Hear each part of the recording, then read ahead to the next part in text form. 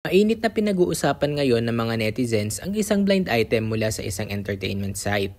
Tungkol ito sa isang A-list celebrity na magtatapos ang kontrata sa network na nilipatan niya.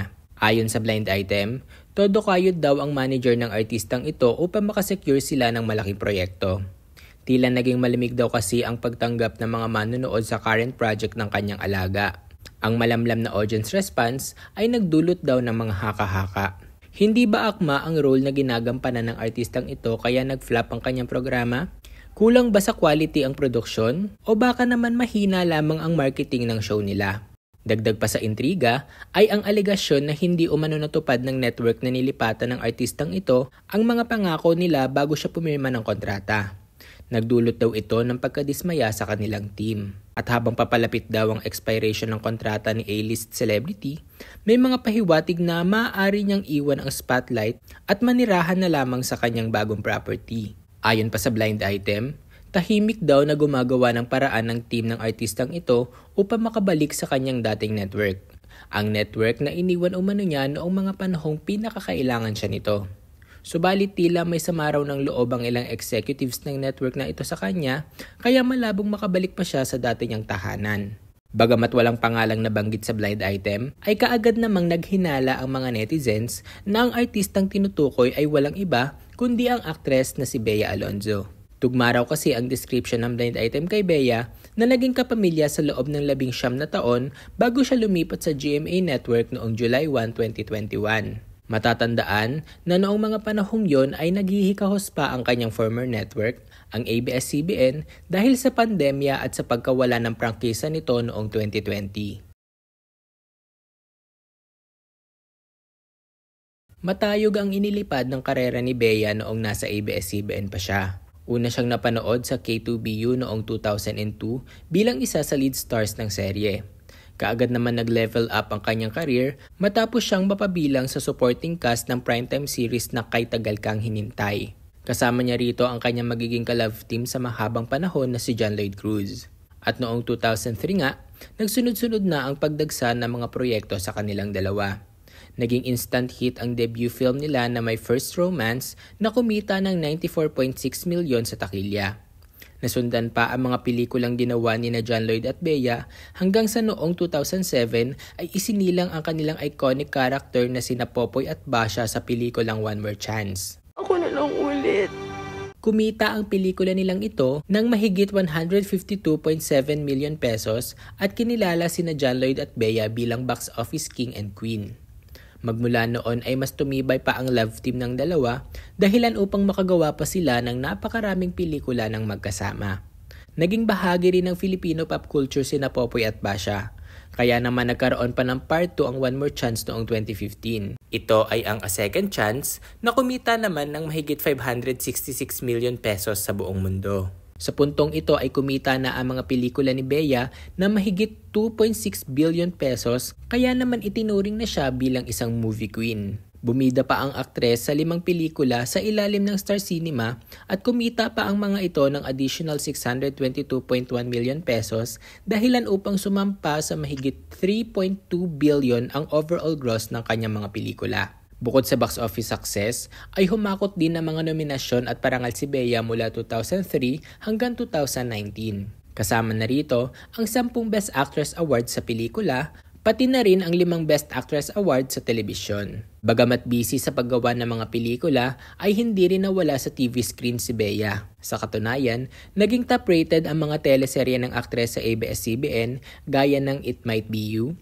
Maging Sino Ka Man, I Love Betty La Fea, lalong-lalo na ang Magkaribal. Huling gumawa ng teleserye si Bea sa ABS-CBN noong 2017. Ito ay pinamagatang A Love to Last na nagkaroon pa ng international broadcast sa Kenya at Peru. Ilang araw matapos pumirma ni Bea ng kontrata sa GMA noong 2021 ay naging usap-usapan sa social media ang umano'y pagiging unprofessional niya bago ang pag-alis niya sa ABS-CBN. Nag-viral noon sa Twitter ang tweets ng kapamilya director at producer na si Eric Salud, pati na rin ng former ABS-CBN executive na si Ethel Espiritu na sa tingin ng marami ay mga patama nila para kay Bea. Napag-usapan naman sa Facebook ang post ng creative head ng Star Creatives na si Henry King Quintana na tila nagpapahiwatig na si Bea ang naging dahilan kung bakit nakansela ang upcoming teleserye ng ABS-CBN na pinamagatang Kahit Minsan Lang. Ang Kahit Minsan Lang ay ang teleseryeng pagbibidahan sana ni Bea kasama sina Richard Gutierrez, Rafael Rosel, Jameson Blake at Christian Bables. Naipakita na ang teaser nito sa mga advertisers sa naganap na ABS-CBN trade launch noong 2019. Ayon sa balita, marami na silang na-shoot na eksena. Pero lahat ng yon ay nabaliwala dahil sa paglaganap ng COVID-19 noong 2020. Dahil dito ay naging mahigpit ang mga kumpanya pagdating sa mga empleyado nila. Hindi rito exempted ang mga taga-showbiz. Upang maiwasan ang pagkalat ng virus, kakailanganing sumabak sa lock-in taping ng isang artista na mabibigyan ng long-term project. Tipikal na 2 linggo ang itinatagal ng lock-in taping kung saan nasa isang lugar lang ang buong production team habang sinusunod ang isang strict protocol upang maiwasan ang pagkalat ng COVID-19 sa mga artista, crew at staff. Ayon sa chismis na kumalat, tila hindi nagustuhan ni Bea ang lock-in taping kaya nagdesisyon umano ang aktres na wag ituloy ang nasimulang proyekto. Hindi pa raw kasi siya handa sa ganoong kalakaran.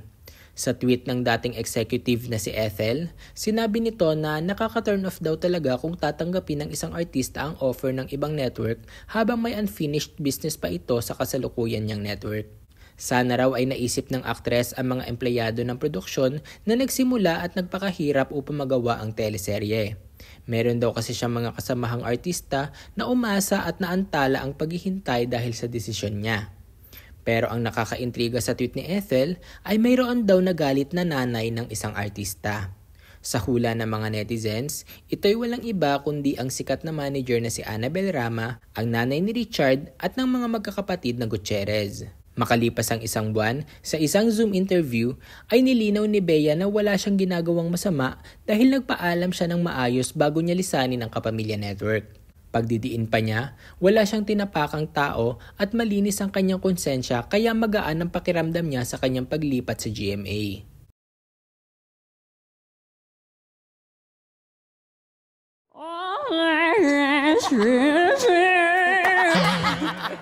There's a smile last night with you. 2 buwan pagkatapos niyang pumirma ng exclusive contract sa GMA ay naging special guest si Bea sa comedy talk show na The Bubay and Tekla Show. Pagkatapos nito ay napanood din siya sa isa pang kapuso comedy show na Bubble Gang. Puna tuloy ng ilan, tila na downgrade ang karir ni Bea simula nang umalis siya sa ABS-CBN dahil nagmistulan umano siyang komedyante sa GMA. Taong 2022 nang gawin ni Bea ang kauna-unahan niyang kapuso teleserye, ang Startup PH kasama si Alden Richards. Bagamat mataas at consistent ang ratings ng kanilang programa, bigo pa rin itong makakuha ng momentum dahil sa puntong ito ay tuluyan ng nag-shift sa digital platforms ang mga tao. Sa katunayan, kahit mas mataas ang ratings na nakukuha ng Startup PH sa katapat nitong teleserye ni na Catherine Bernardo at Daniel Padilla na Too Good to Be True, ay mas pinag-usapan pa rin ng mga tao ang Kathniel series dahil sa partnership nito sa Netflix. Bukod pa rito, napabalita din na nagkaroon ng samaan ng loob sina Alden at Bea sa taping ng kanilang teleserye. Hindi na rin natuloy ang Filipino adaptation ng A Moment to Remember, isang pelikulang pagbibidahan sana nilang dalawa. Bagkos ay pinili ni Bea na trabahuhin ang kanyang pinakahuling pelikula sa ngayon, ang historical drama na pinamagatang 1521 na iprinuduce ng Inspire Studio, isang independent production company sa US.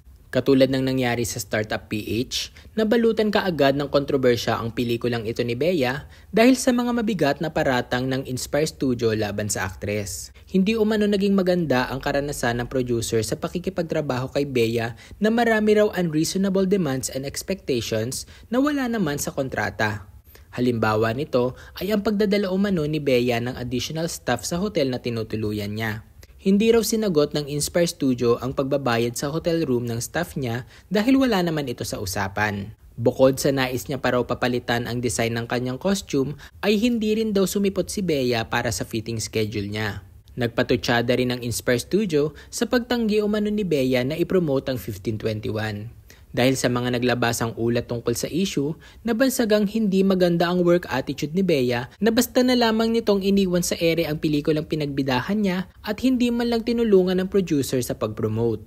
Itinanggi naman ng manager ni Bea na si Shirley Kwan ang mga alegasyon ng producer laban sa alaga niya. Paliwanag ni Shirley, isang modus operandi umano ng Inspire Studio ang pandidiin at pangiipit kay Bea para galitin ito at magkaroon ng publicity tungkol sa pelikula. Dahil sa nangyari, hindi umingay ang 1521 at tuluyan nang nag-flop sa takilya. May isang balita pa nga na lumabas na 4 na tao lamang ang nanood ng pelikulang ito ni Bea sa isang sinihan sa Amerika. Sumunod sa 1521 ang teleserye ni Bea na Love Before Sunrise kasama si Dennis Trillo. Sa pagkakataong ito ay hindi umubra ang palabas nila sa katapat nilang kapamilya teleserye na Can't Buy Me Love kung saan bida sina Donnie Pangilinan at Bel Mariano. Bukod sa pagiging consistent ng Can't Buy Me Love sa top 10 TV programs ng Netflix Philippines, ay ilang beses din itong tinalo sa TV ratings game ang Love Before Sunrise kahit na limitado lamang ang reach ng ABS-CBN dahil sa kawalan nito ng prangkisa. Dahil sa nangyari, ay nagbigay ng kanilang opinyon ng ilang mga netizens kung bakit tila nawawala na ang ningning ni Bea. May mga nagsasabing matanda na raw ang aktres at hindi na bagay sa kanya ang mga ginagawa niyang role. Napansin naman ng iba na walang dating ang love team niya kay Dennis kumpara sa Don Bell na malakas sa masa. Huling teleseryeng ginawa ni Bea sa GMA ay ang Widow's War. Kasama niya rito si Carla Abellana. Sa simula ay wagi ito sa ratings game laban sa Pamilya Sagrado ng ABS-CBN. Subalit unti-unti itong natalo 3 linggo bago lumipat sa timeslot ang kapamilya show na pinagbibidahan ni Piolo Pascual. Ang timeslot na iniwan ng Pamilya Sagrado ay inakupa ng Lavender Fields tampok sina Jody Santa Maria, Janine Gutierrez at Jericho Rosales. Magmula nang matalo ng Pamilya Sagrado sa ratings game ang Widow's War hanggang sa pumasok ang Lavender Fields ay hindi na nakaahon pa sa pagkatalo ang teleseryeng ito ni Bea. Sa katunayan, wala pa itong naitatalang panalo laban sa Lavender Fields pagdating sa same time slot ratings. Nag-viral ang reunion video ni Bea kasama ang mga big boss ng ABS-CBN na sina Carlo Katigbak, Mark Lopez at Cory Vidanes sa naganap na GMA Gala noong 2024. Mayroon din siyang picture kung saan kasama niya hindi lamang ang ABS-CBN bosses kundi pati na rin ang kanyang current boss sa GMA na si Annette Gozon. Base sa kanilang larawan, tila all is well naman ang lahat sa pagitan nila. Subalit wala pa rin kasiguraduhan kung magre-renew pa ba si Bea ng kontrata sa GMA. Kung sakaling may katotohanan nga sa blind item na kumakalat at kung si Bea nga ang tinutukoy nito, tiyak na hindi naman ito ang katapusan ng lahat para sa aktres. Dahil unang-una ay nakapag-invest na siya ng isang apartment sa Spain. Pangalawa ay mayroon na rin siyang mga business gaya ng Bash, isang travel organization brand, at ang Beati Firma, ang kanyang 16 na hektaryang farm sa Zambales. Pangatlo ay established na rin ang YouTube channel ni Bea na mayroon ng mahigit 3.2 million subscribers. Mawala man siya sa showbiz, marami pa rin pwedeng pagkaabalahan si Bea na siguradong bubuhay sa kanya sa mga susunod na taon at dekada.